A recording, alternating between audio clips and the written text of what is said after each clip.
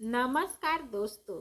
हमारी आज की कहानी का नाम है बेटियां तो पराई होती है। एक शहर में अनिल नाम का एक इंसान रहता था।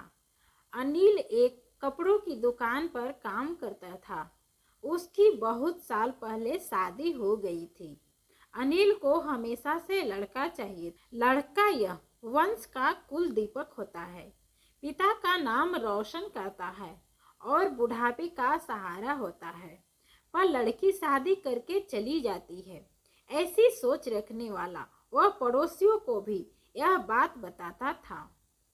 शादी के कुछ साल बाद उसे दो लड़के हुए। बड़े का नाम करण और छोटे का नाम किशन रखा। बाद में कुछ सालों बाद उसकी पत्नी का निधन हो गया। उसके बाद उसने दोनों बेटों का ख्याल रखा। समय बीता और उसके दोनों बेटे बड़े हो गए और अब दोनों बेटे नौकरी कर रहे। दोनों की शादी भी हो गई। शादी होने के बाद भी सब एक साथ ही रहते। कुछ साल एक साथ खुशी में बीत गए, लेकिन बाद में दोनों भाई एक दूसरे के साथ झगड़ा करने लगे। दोनों बहुओं में छोटी छोटी बातों पर मतभेद होने लगी। यह सब देखकर अनिल को बहुत बुरा लगता था। अब दोनों ने अलग रहने का निर्णय लिया और वह अलग हो गए। फिर पिताजी का ख्याल कौन रखेगा, ऐसा सवाल निर्माण हुआ।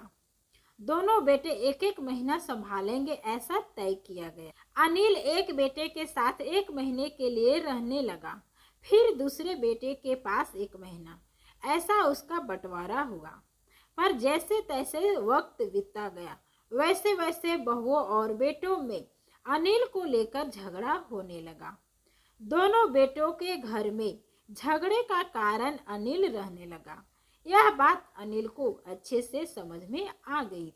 अब अनिल को पुरानी बातें याद आने लगी थी। उसने जिंदगी में कितनी बड़ी गलती की थी, यह उसे अब समझ में आ रही। पर अब इसका क्या फायदा। आखिर दोनों बेटों ने पिताजी को वृद्धा आश्रम भेजने का निर्णय लिया। एक दिन दोनों ही पिताजी को लेकर वृद्धा आश्रम में गए।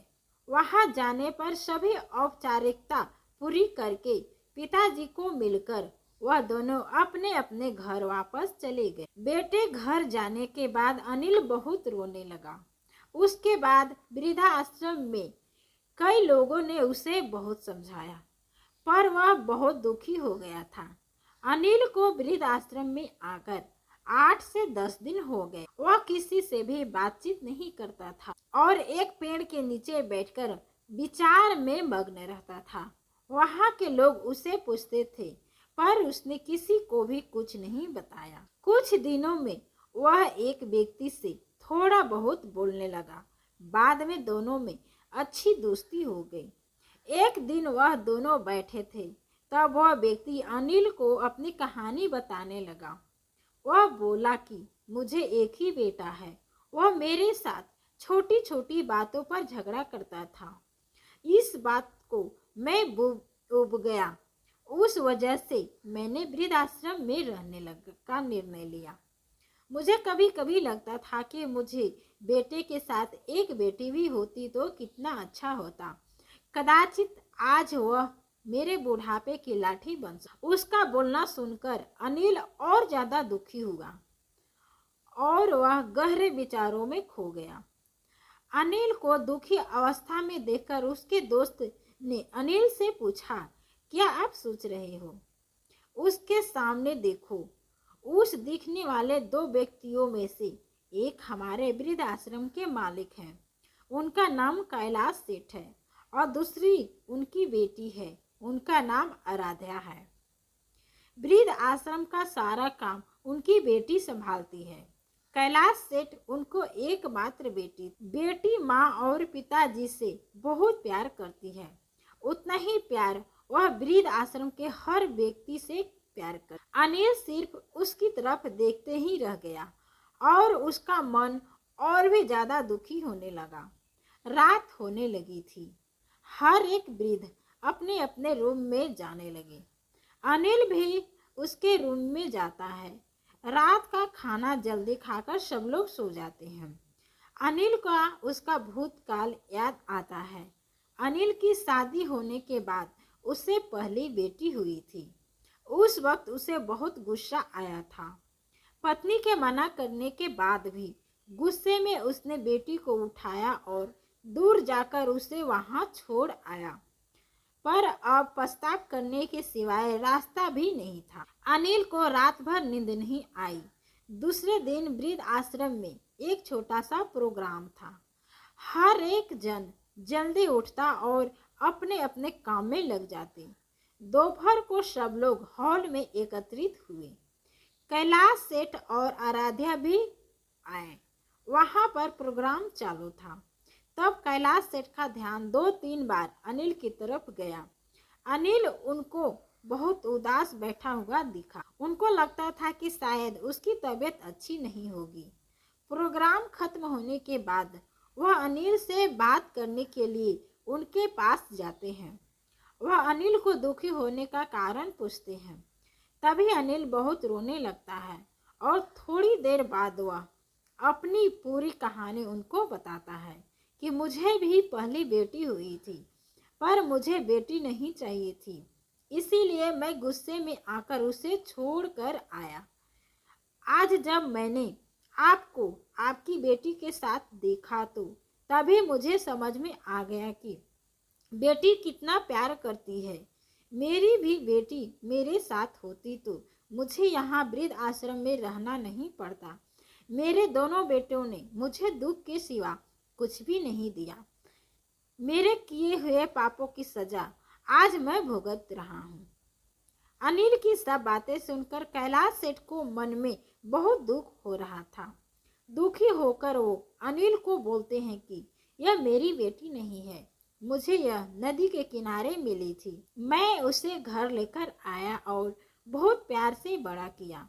मैं और मेरी पत्नी उससे बहुत प्यार करते हैं और वह हम दोनों से भी उतना ही प्यार करती है। पूरी कहानी सुनने के बाद अनिल बोलता है कि मैंने मेरी बेटी को भी नदी के किनारे मंदिर के पास छोड़ा था। यह सुनकर कैलाश सेठ को थोड़ा गुस्सा आया और वह वहां से निकलने ही वाले थे। तभी उसी वक्त वह अनिल को पूछते हैं, आपकी बेटी का वर्थ मार्क वगैरह आप क्या बता सकते हैं? अनिल ने तुरंत जवाब दिया, हाँ बता सकता हूँ। उसके बाएं हाथ और पैर पर एक अंगुली ज्यादा थी। यह जवाब सुनकर कैलाश सेठ को विश्वास होता है कि आराध्या उसी की बेटी है। यह सब सुनकर कैलाश सेठ वहां से चला जाता है। वह चले जाने पर आराध्या वहां पहुंचती है और वह अनिल को बोलती है, मैंने आप दोनों की पूरी बातें सुन ली है।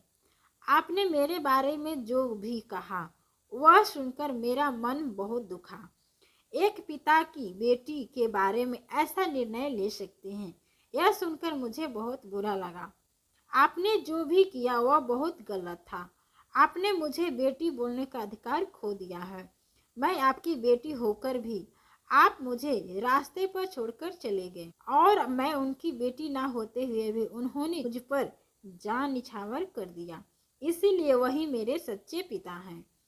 आप इस वृद्ध आश्रम में रह सकते हैं, पर आज आपने उनके सामने जो बोला वह फिर कभी भी उनके सामने मत बोलिएगा, क्योंकि आज तक मैंने उनको इतना दुखी कभी नहीं देखा।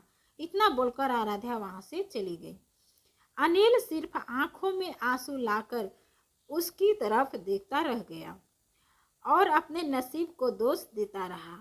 दूसरे दिन सुबह किसी को भी न बताते हुए अनिल वृद्धाश्रम छोड़कर चला गया। तो दोस्तों, आशा है कि ये कहानी पसंद आई होगी। कहानी पसंद आई तो लाइक शेयर और चैनल को सब्सक्राइब करें। Thank you.